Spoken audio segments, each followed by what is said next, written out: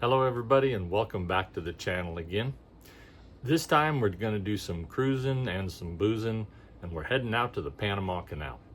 We're going to be heading out on the Island Princess out of San Francisco for 16 days, and we're going to wind up in Fort Lauderdale before we come on back home. So welcome aboard. Let's go see what fun we can get into. As we began our journey in San Francisco, we had some very easy boarding, and we got on board the ship and were able to enjoy a welcome aboard champagne toast for ourselves.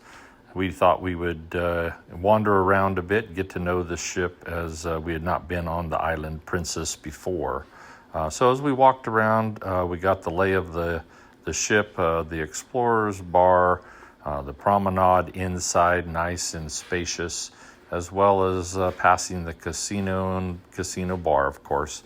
The casino, even though small, was adequate for the size of the ship.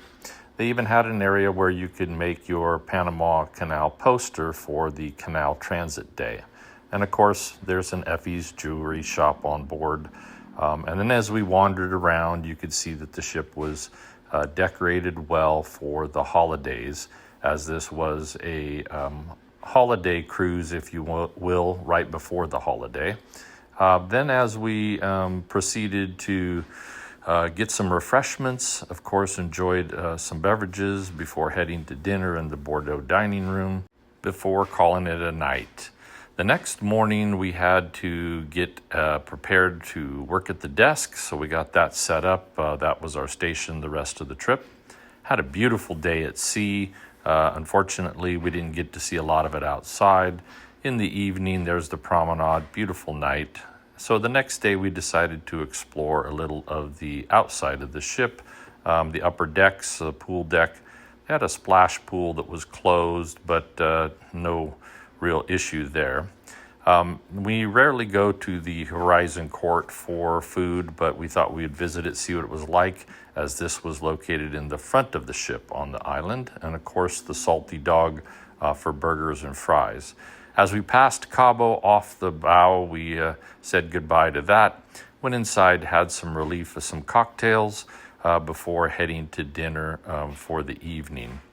While we were there in the evening, they decided to make snow in the plaza and give everybody a treat of a winter look as you were in the plaza enjoying the snow. Had a beautiful evening, another beautiful sunset, of course, heading out to sea.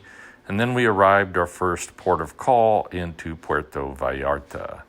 In Puerto Vallarta, we had the privilege of actually having 3 princess ships in port at the same time. This is a rare occasion.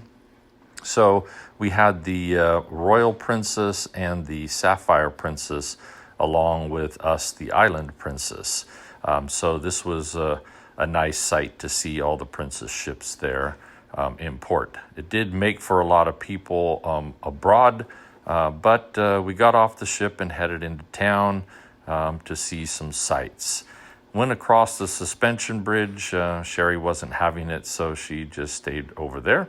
And then we decided to head off to some lunch at the River Cafe. As we sat down at the River Cafe waiting for our table, we had to start with a Bloody Mary, michelada. Those were nice starters. We enjoyed a beautiful lunch there at the River Cafe. Highly recommended if you're there. And then we grabbed an Uber and headed back to the ship, off to set sail on another beautiful day at sea the next day. After an evening on board, we decided to check out the Wheelhouse Bar, have a cocktail, and then, of course, our crooner's favorite spot with Alvin and Wendy, excellent bartenders on the island. Highly recommend them.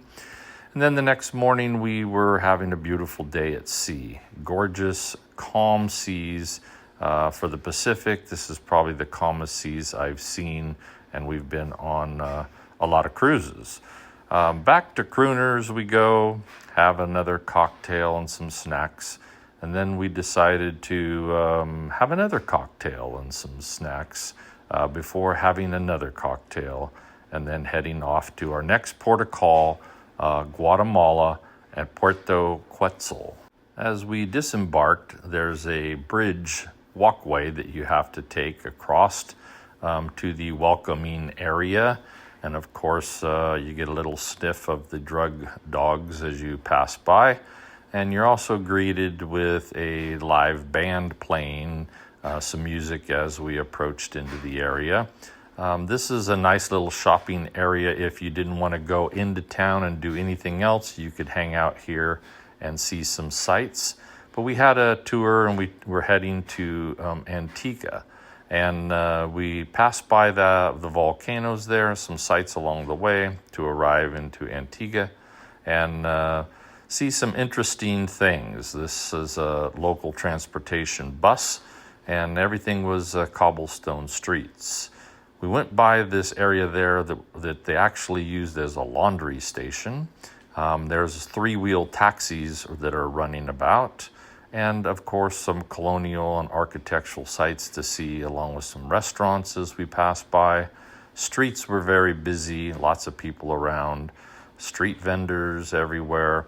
And then we discovered after we hit the town center that this was an area that was having a once a year bread fiesta or festival.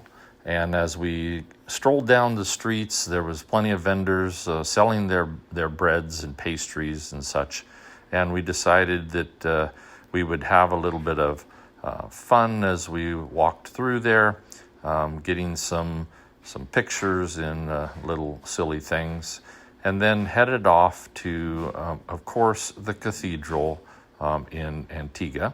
And there, after we visited inside, we had the opportunity to see a girl all dressed up in her quinceañera outfit.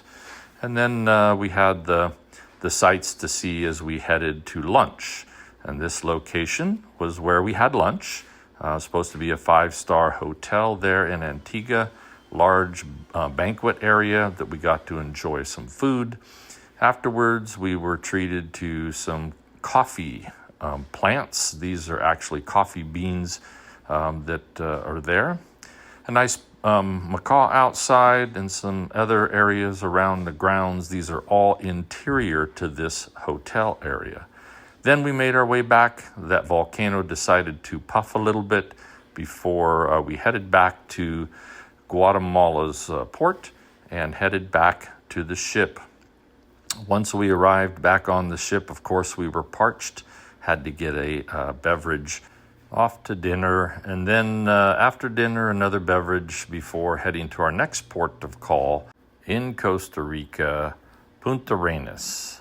It's a long walk down the pier, but we just walked into the town. There's some shopping there, and this gentleman was making keychains, so we got a bunch of keychains handmade for all of our grandkids. Then we headed, after some shopping, back to the ship.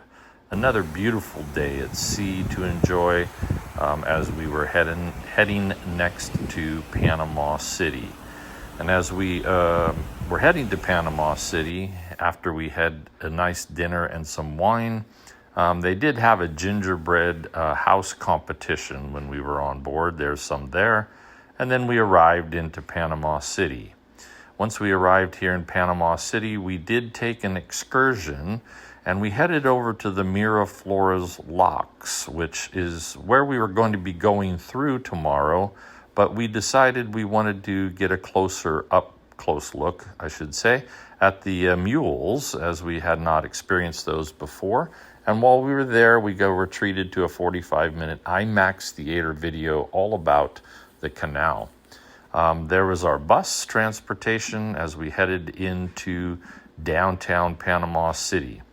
Now, Panama City we went to the colonial area, the old city. Beautiful architecture there. However, traffic was an unreal nightmare.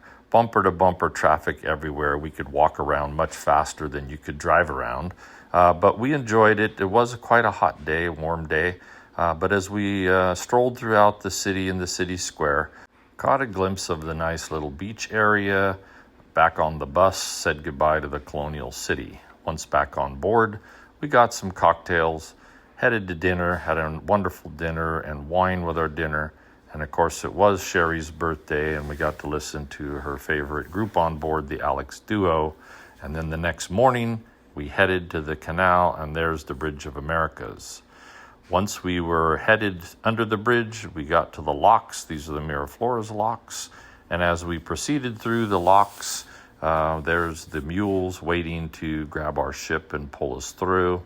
The locks were very interesting. These are the old locks, not the new locks. And then there's where we were yesterday in the viewing area. A bunch of people there waving to us as we got to go through the canal.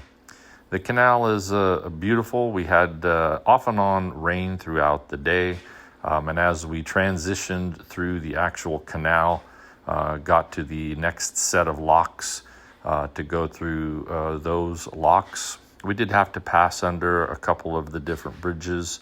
So, of course, after all that activity, we needed some refreshments. So we headed in to have a cocktail, had some caroling from the staff, and then the next day we arrived into Cartagena.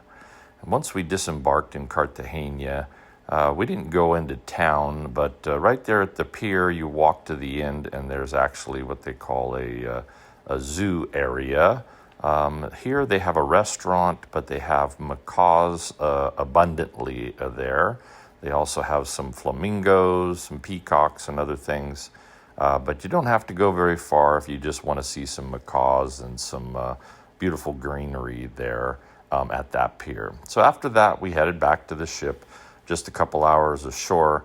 Of course, had to have some refreshments once we got back on board. And then we listened to, of course, the Alex Duo.